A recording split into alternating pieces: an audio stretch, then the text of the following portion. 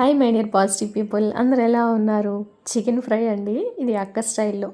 Chicken తెచ్చుకున్న తర్వాత ఒక 2 టైమ్స్ వాష్ చేసుకోండి. కావాలంటే 3 టైమ్స్ అయినా, అది మీ ఇష్టం.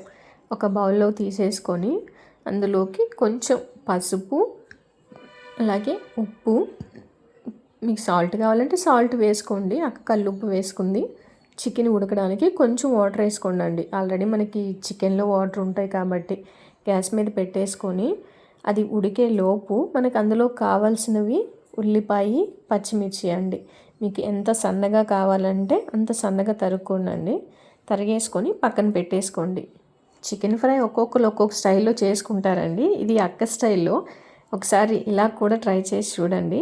అందులో కావాల్సిన మసాలాలు ఇలాచి, చెక్క, ధనియాలు, కొత్తిమీర, ఎండుమిర్చి, కరివేపాకు, అల్లం, తెల్లగడ్డ, కాజు. ఆ ప్లేట్లో చూపించడం మర్చిపోయానండి. కొంచెం మొగ్గ కూడా వేసుకోవాలి. మనకి గ్రేవీగా కావాలి అనుకుంటే పేస్ట్ కొంచెం ఉల్లిపాయ కూడా వేసుకోండి. అలా వేసేసుకున్న మెత్తగా ఫైన్ పేస్ట్లా చేసేసుకోండి. కొంచెం వాటర్ వేసి మనకు ముందుగా ఉడికిన చికెన్ తీసి పక్కన పెట్టేసుకొని ఒక కళాయి పెట్టుకొని అందులోకి కొంచెం ఆయిల్ వేసుకోండి.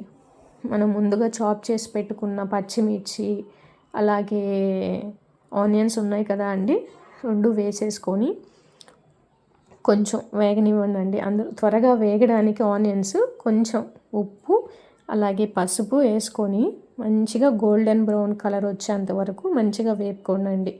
ముందుగా మనం ఉడకబెట్టుకున్న చికెన్ని అందులో వేసేసుకొని మీకు ముక్క గట్టిగా కావాలంటే ఒక 5 మినిట్స్ ఉడకనివ్వండి చికెను. లేదు సాఫ్ట్గా కావాలంటే ఒక 1 మినిట్ 2 మినిట్స్ సరిపోతాయండి. అది మీ ఇష్టం. మీకు ఎలా కావాలంటే అలా చేసుకోండి.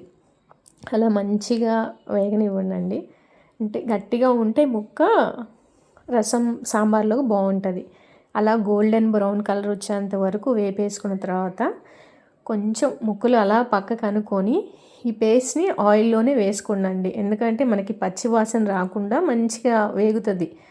ఇందులోనే మనం పేస్ట్ చేసుకునేటప్పుడే ఉప్పు వేసుకోవచ్చండి. కానీ మనం ముక్కల్లో వేసుకొని ఉడకపెట్టుకున్నాం కాబట్టి ఒకసారి ముక్కని టేస్ట్ చూసి ఉప్పు సరిపోయింది అనుకుంటే మళ్ళీ ఈ పేస్ట్లో కూడా మనం కొంచెం, అంటే ఆ పేస్ట్కి సరిపడా కొంచెం ఉప్పు కూడా మనం యాడ్ చేసుకోండి. అది మీ ఇష్టం. ముందుగా కావాలంటే ముందైనా వేసుకోండి. అలా వేపేసుకున్న తర్వాత అలా మంచిగా గోల్డెన్ కలర్, ఆ స్మెల్ పచ్చి వాసన అంతా పోయేంత వరకు వేపేసుకొని దించే ముందు కొంచెం కొత్తిమీర చల్లుకొని ఒక బౌల్లో తీసేసుకోండి. ఒకసారి అక్క స్టైల్లో కూడా చికెన్ ఫ్రై ట్రై చేసి ఎలా ఉందో నాకు తప్పకుండా కామెంట్ చేసి చెప్పండి. చికెన్ తినే నాకే ఆ స్మెల్ చూస్తే తినాలనిపించింది.